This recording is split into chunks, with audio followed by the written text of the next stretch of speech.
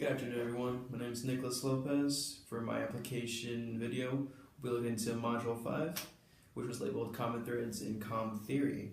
Now, one thread that stood out to me in particular was the audience adaptation theory. Now, the book describes this as strategically assembling your message based on the characteristics of your audience and the setting in which you're delivering a speech in order to establish a connection with your audience.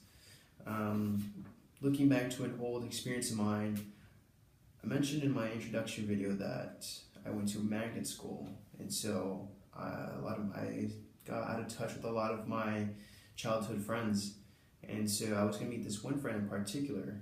His name was Dennis, and he invited me to hang out with him. We're going to go look at this old abandoned elementary school, and he said, hey, we can climb up to the top, we can go look at the skyline. I'm like, you know what, that sounds like a lot of fun. So before I got there, I remember Dennis having like this delinquent characteristic to him. So I'm thinking, okay, well, I'm probably some goody two-shoes. He's probably not gonna like me or like the way I am now. So I'm like, okay, so how can I act? How can I talk in a way that would establish a connection? So I'm like, all right, practicing in the car when I'm driving. Like, yeah, what's up, G? How's it going, dog? And when I actually got there and I started talking to him, and I went over with what I was saying. I'm like, hey, what's up, Dennis? What's going on, G? How's it going? And he looked at me and he was just like, hey, how are you doing?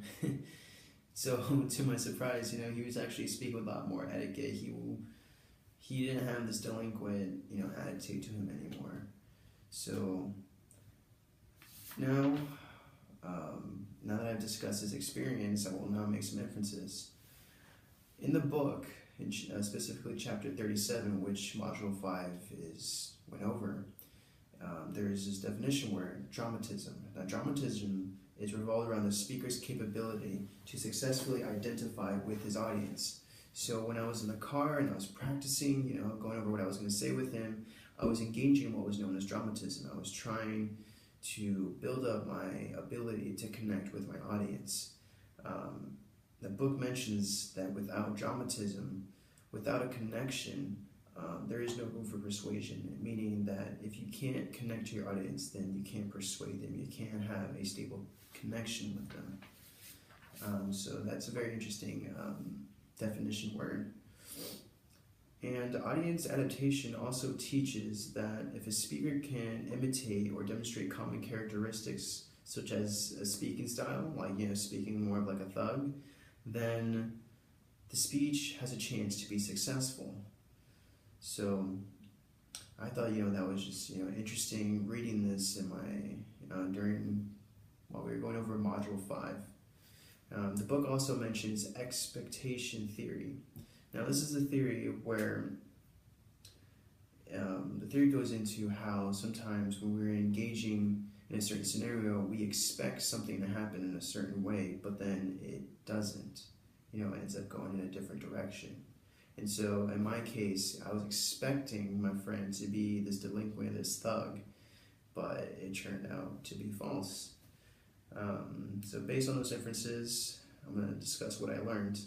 What I learned was that you should never judge a book by its cover, and although it is important to establish a connection with your audience, it all depends on the situation of where the communication is being discussed.